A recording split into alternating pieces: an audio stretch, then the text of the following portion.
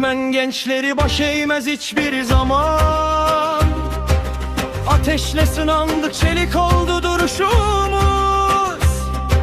Yurdum çağırıyor, susmaz bu sesimiz.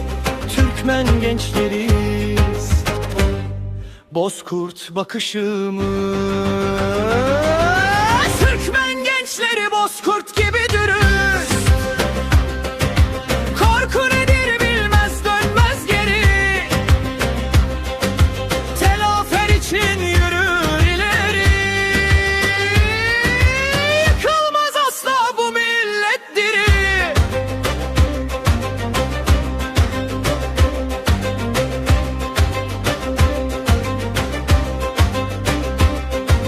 Gece karanlıksa bizde ışık var. Her adımız olur yazar yarınlar. Birliktir gücümüz, dağılmaz saflar. Türkmen gençleriyiz, aşar duvarlar.